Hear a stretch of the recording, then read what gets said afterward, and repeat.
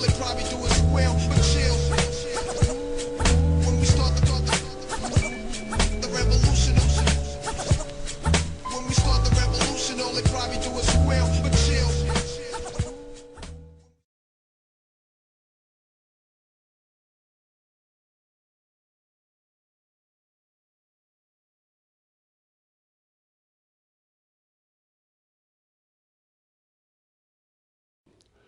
Remember when we were younger, we would hear some interesting tidbit significant in history, and we would wonder aloud, wow, I wonder why they don't teach us that in school.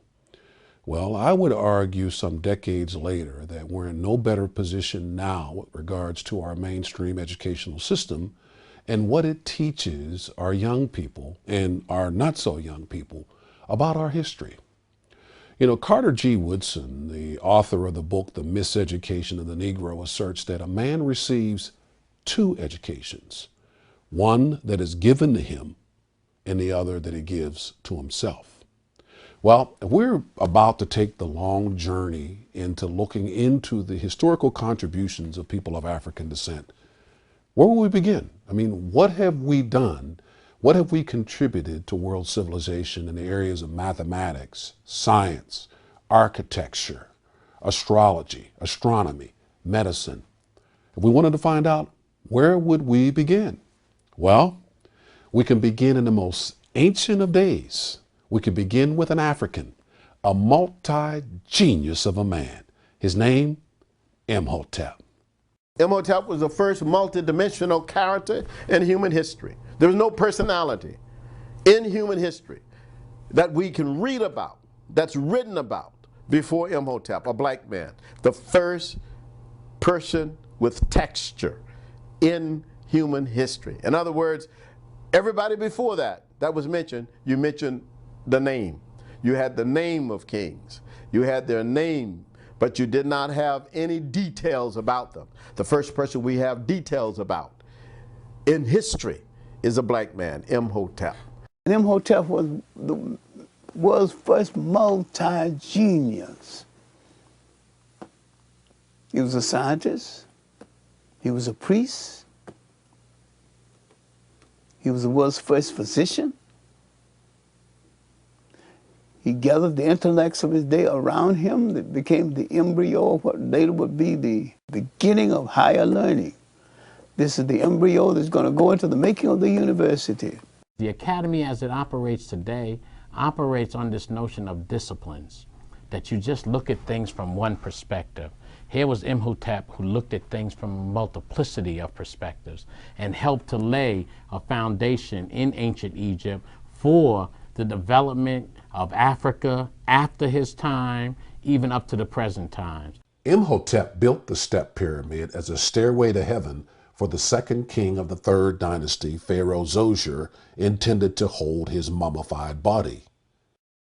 He saw his Pharaoh getting ready to die and decided the way in which pharaohs were placed at their end was not sufficient for him. He had to be placed better than that. So he removed the principle of the mastaba. This is the box kind of thing, built in wood, portion of most of it recessed in the ground. And he said, no, I have to find a material better than this that doesn't rot. And thus he went to the stone. But how? Nobody has ever done it. There's no such thing as mortar. You don't have steel to keep it together. So he has to envision.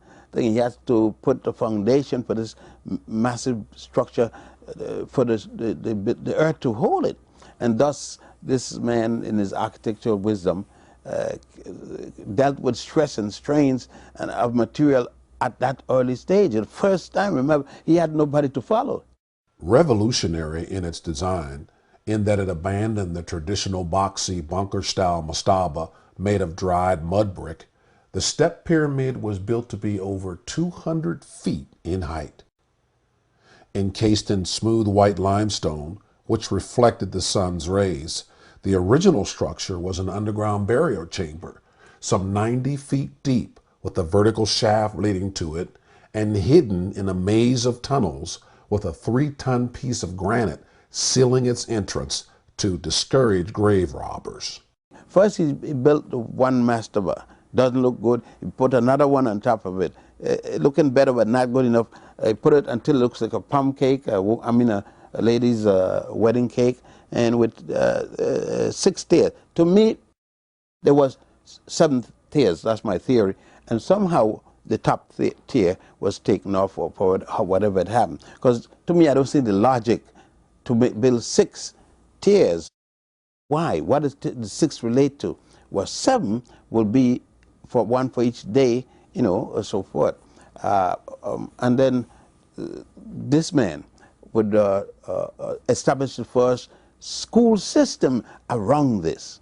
It will start an organization which is today called Freemasonry, Odd Fellows, Elks, and things like that. Even the Greeks would copy from it, and all these so-called fraternities and fraternities came from there. The lodge of Delphi, Greece's first lodge, would come from the development which Imhotep caused to be, because the men, the Masons who worked there, created an organization with men in different degree to handle different aspects of the building of this, and thus started what we today call Freemasonry and so forth.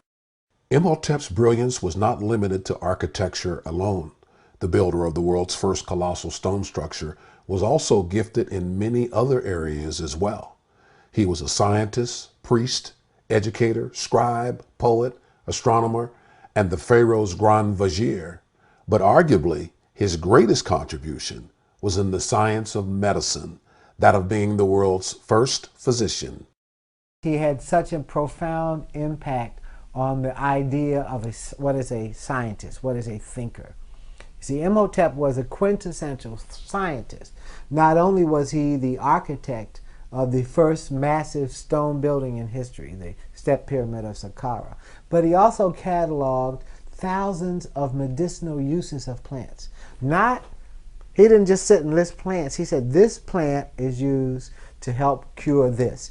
So you put this plant on your eye if your bee stings you on your eye. You take this plant, put it on an open wound, you know, if this wound is taken. You take this plant if you're suffering from indigestion. You take this. 3,000 medicinal uses of plants.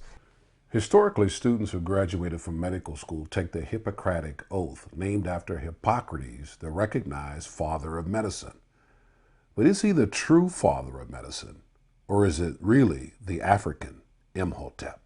We are taught that Hippocrates, from a Western perspective, was the father of medicine. And of course, from a Western perspective, he may be in that sense, because people do tend to look at it from their own narrow perspective. But Imhotep was before Hippocrates and helped to lay the foundation for the kinds of medicine that we do now.